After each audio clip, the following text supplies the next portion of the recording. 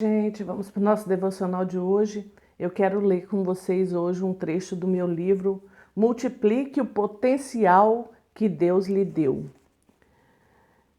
Esse Deus generoso que supre ao semeador uma abundância de sementes que se tornam pão para as nossas refeições e é ainda mais extravagante em relação a você.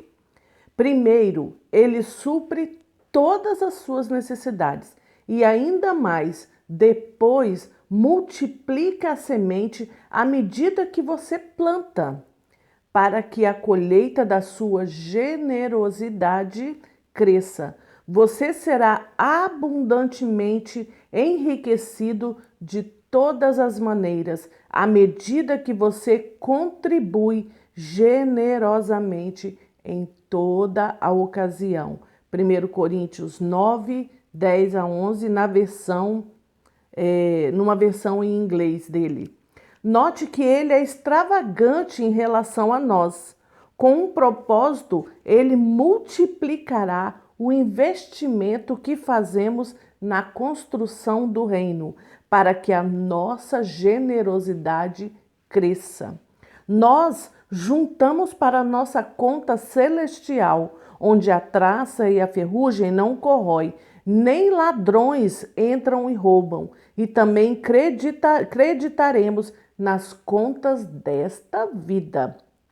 Sim, há uma recompensa eterna, mas também existe uma conta que desenvolvemos pela generosidade na era presente.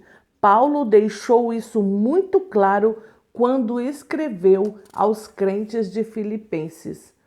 Não é que eu só penso em receber ajuda, pelo contrário, quero ver mais lucros acrescentados à conta de vocês. Filipenses 4,17. Assim como muitas pessoas têm contas bancárias, contas de ações e contas de investimento, todos os crentes têm uma conta celestial. Essa conta nos capacita a multiplicar nossa eficácia na edificação do reino nessa terra. O que aconteceria se todos os crentes começassem a conhecer, compreender e crer na lei espiritual? Nós alcançaríamos o mundo com o evangelho muito mais rápido. Agora ficou claro porque o inimigo do reino tenta de todas as formas impedir que os crentes semeiem sementes financeiras. Lisa e eu somos amigos de um casal chamado Phil e Dana, que são contribuintes extraordinários. Eles doam para o reino aproximadamente 50% da sua renda. Recentemente deram uma oferta de $100 mil por uma ação evangelística de um ministério. 2 dias depois, deram mais $100 mil para uma ação missionária de outro ministério. Eu sei disso porque a Mensagem Internacional era esse segundo ministério. Mensagem Internacional é o ministério do pastor John. Continuando. Phil iniciou sua empresa anos atrás e ela tinha um desempenho médio, não acima da média. No entanto, 25 anos atrás, Phil e Dana firmaram um compromisso com Deus de que dariam $250 mil para um determinado ministério durante 3 anos. 3 anos seguintes. Parecia completamente impossível, mas eles queriam abrir espaço para a intervenção de Deus. O negócio de Phil floresceu. Mas ele não estava ciente de quão bem as coisas estavam indo. 3 meses depois, ele percebeu que havia $250 mil extras na conta. Então ele e Dana decidiram cumprir com o voto imediatamente, ao invés de esperar para dar ao longo dos 3 anos. Ele me disse: John, foi aí que os níveis loucos de contribuição começaram na nossa história. Vou ler esse pedacinho de novo. Foi aí que os níveis loucos de contribuição começaram em nossa história. Assim como Mike, eles evitaram retroceder, avançaram firmemente quando teria sido mais fácil recuar. Consequentemente, sua conta celestial foi ampliada e as proporções que eles nunca haviam sonhado ser possíveis. Será que isso está disponível para mim e para você? Paulo nos diz enfativamente: nunca duvide que o poder de Deus pode agir em você e realizar tudo isso. Ele cumprirá infinitamente mais do que o seu pedido e o seu sonho mais inacreditável e excederá a sua imaginação mais ousada. Ele fará muito além, pois seu poder miraculoso nos fortalece constantemente. Efésios 3:20, que é meu texto favorito, mas na linguagem, numa tradução de inglês. Eu amei essa versão. Continuando, ruptura. Ao longo dos anos no ministério, aprendi que seremos testados tanto em nosso charisma, que é o nosso carisma, quanto na nossa contribuição financeira. Pode ser que haja um tempo em que nenhuma editora se interesse em conversar com você sobre o seu livro. Na verdade, esse tempo pode durar anos. O pastor John, ele passou por isso no início do ministério dele. Várias e várias editoras recusaram publicar o livro dele. E olha hoje quem ele é, best-seller de vários livros, né? Você considera parar, porque tem sido um trabalho duro. O livro parece não estar indo a lugar nenhum e você não vê forma alguma de mudar isso, mas continua em obediência. De repente, a ruptura vem. Ou talvez você esteja contribuindo vez após vez e não esteja vendo colheitas rápidas. E parece que as suas finanças estão apertadas demais para continuar contribuindo. Porém, Deus fala com você, assim como foi com Mike, e você o obedece pelo mesmo quando parece impossível. Você obedece mesmo quando parece impossível, que não vai acontecer, você continua obedecendo. Você testemunha depois uma vitória e entra no nível de contribuição. Entra num novo nível de contribuição através da sua obediência. Mesmo você não vendo nada acontecer, você está obedecendo, você está contribuindo, você está ajudando o próximo, você está investindo no reino, você está ofertando e nada acontece, continue, porque você vai viver esse novo nível de contribuição por causa da sua obediência. Preste atenção agora nesse pedacinho. O que é ruptura? A website define essa palavra como um ato ou uma ilustração de remover ou ultrapassar uma obstrução ou uma restrição. Imagine o seguinte, preste atenção. Uma parede está contendo a passagem de uma água. O nível da água continua a subir, mas a parede permanece como uma obstrução. De repente, rachaduras começam a aparecer na parede. Pouco tempo depois, a água, de repente, estoura tudo. E como dizem nós aqui que somos capixabas, a água vai subindo na parede e ela começa a rachar. E o que acontece?